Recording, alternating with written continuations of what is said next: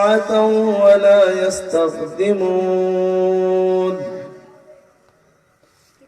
صدق الله العظيم وصدق رسوله النبي الكريم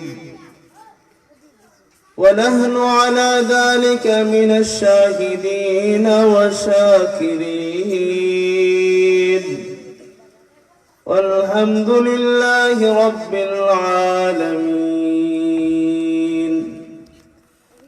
عن عبد الله بن عمرو رضي الله تعالى عنه قال قال رسول الله صلى الله عليه وسلم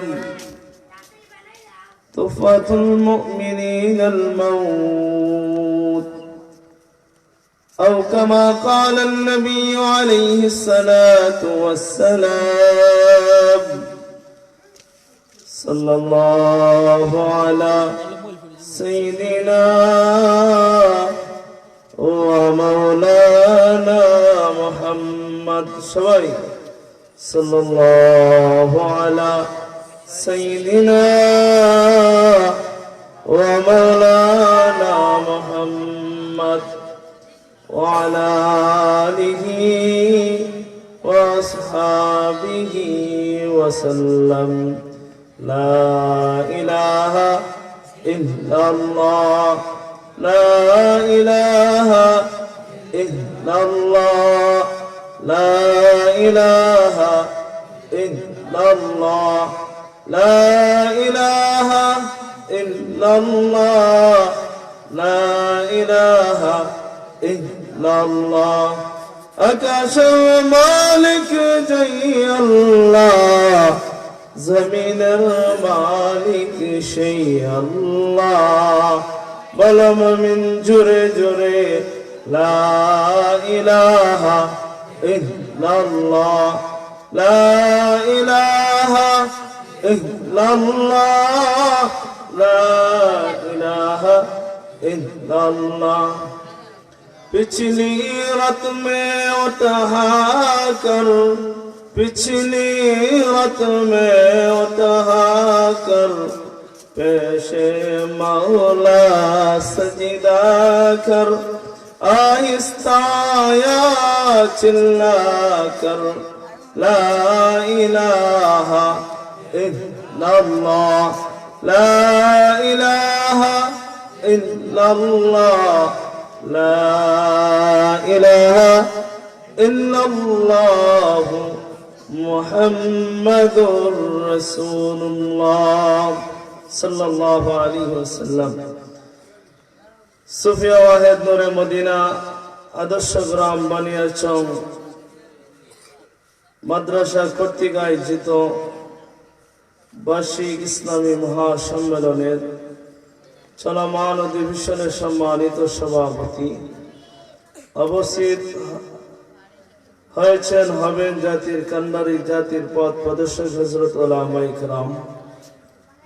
দীর্ঘক্ষণ অনেক উলামায়ে কেরামের জবান থেকে কোরআন এবং হাদিসের আলোচনা শুনেছেন।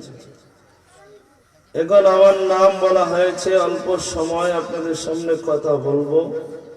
যদি রব্বে করিম আমাকে বলার আমলের নিয়তে বলার এবং আপনাদেরকে আমলের নিয়তে শোনার তৌফিক দান করেন, সবাই বলেন আমিন। মাহফিল বছরে একবারই হবে। আগামী বছর হায়াতের জিন্দেগি পাইলে হয়তো বা আগামী মাহফিলে আসার সুযোগ হবে। মাহফিলে আসলে লাভ হবে।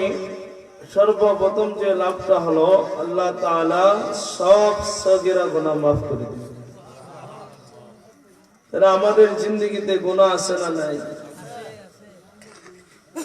এরপরে মাহফিলে বসে যদি তওবার নিয়তে যদি ইয়াকিন আর বিশ্বাসের সহিত যদি কেউ আস্তাগফিরুল্লাহ বলে, হয়তো বা মালিক জিন্দেগির সব গুনাহ মাফ করে দিতে পারে।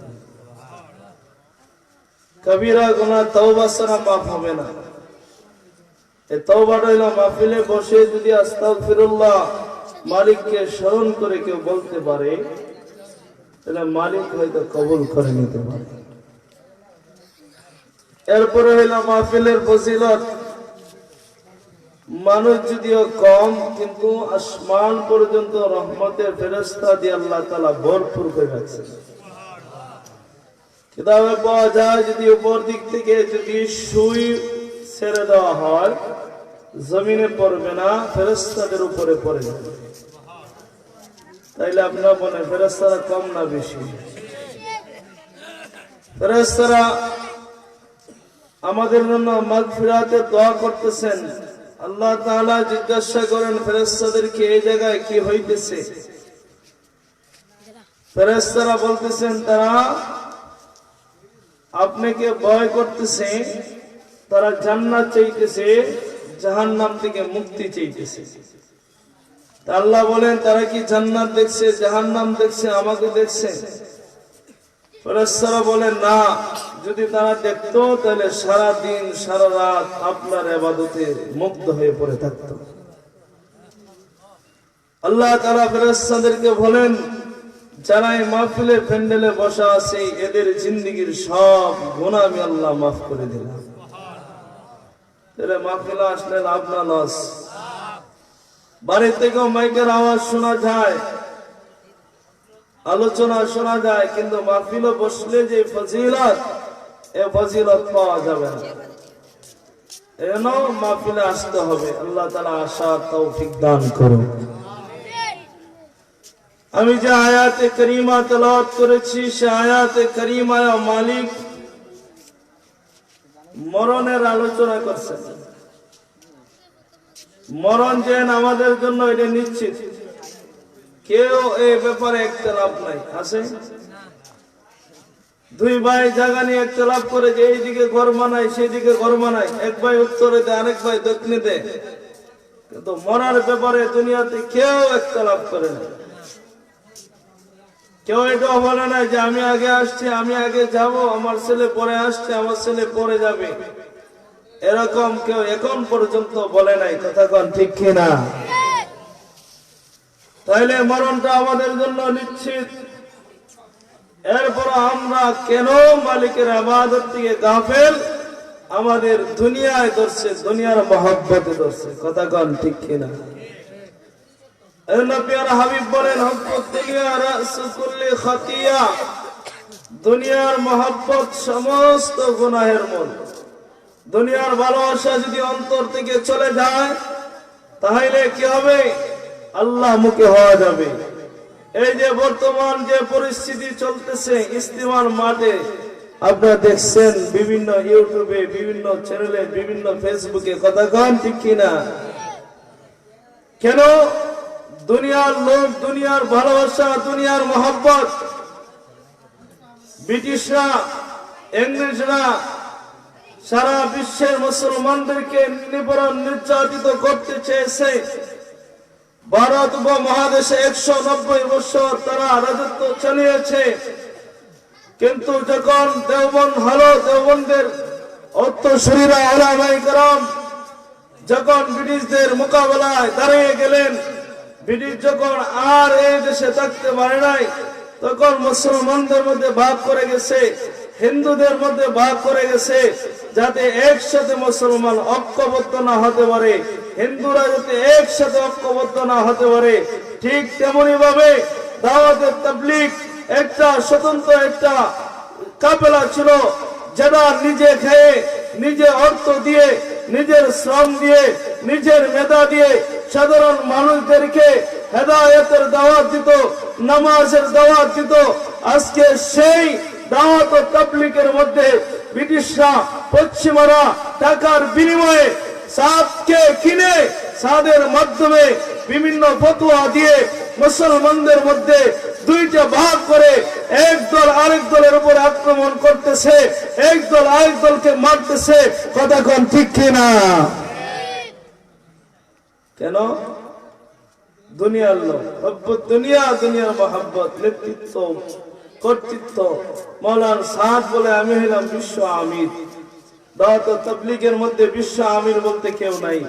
দাওয়াত তাবলীগ হলো শূরা নিজামে চলবে, পরামর্শের ভিত্তিতে চলবে। কিন্তু মাওলানা সাদ কি করে?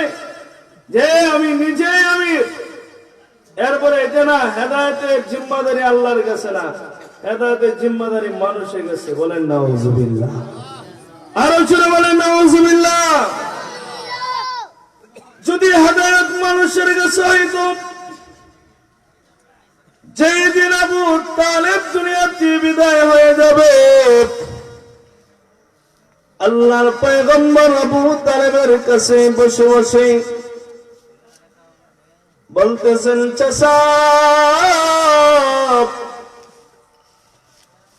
আমি কালিমা শাহাদাত বলবো, আপনি টুট নাড়াবেন। আবু তালেব ডাক দিয়ে বলে, বাতিজা সারা জীবন আমি মুশরিকদের নেতৃত্ব দিয়েছি, মক্কার কাফের কুফারদের নেতৃত্ব দিয়েছি, শেষ মুহূর্তে যদি আমি তোমার ধর্ম অনুসরণ করে দুনিয়াতে বিদায় হই, তাহলে সারা জীবন মানুষগুলো আমাকে বলবে আমাদেরকে সারা জীবন ভিন্ন রাস্তায় চালাইছে, আর শেষ সময়ে বাতিজার ধর্ম গ্রহণ করে দুনিয়াতে বিদায় হয়েছে।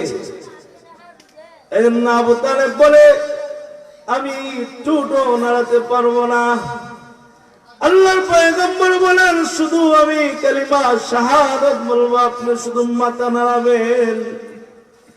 আবু তালেব বলে, আমি এটাও করতে পারবো না। তাহলে বলেন, যদি মানুষের কাছে হেদায়েতের জিম্মাদারি থাকতো, তাহলে পয়গম্বরের চাইতে আর বড় হেদায়েতকারী কেউ থাকতো না। কথা কোন ঠিক কিনা? তাইলে হেদায়েতের জিম্মাদারি যেই মাওলানা সাহেব বলতেছেন মানুষের কাছে, এই জন্য উলামায়ে কেরাম বলেন হেদায়েতের জিম্মাদারি আল্লাহর কাছে। এই জন্য হেদায়েতের জিম্মাদারি যেহেতু আল্লাহর কাছে, এই জন্য মাওলানা সাহেব যে তাবলীগ চালাইতে চায়, এই তাবলীগের সাথে উলামায়ে কেরামের কোন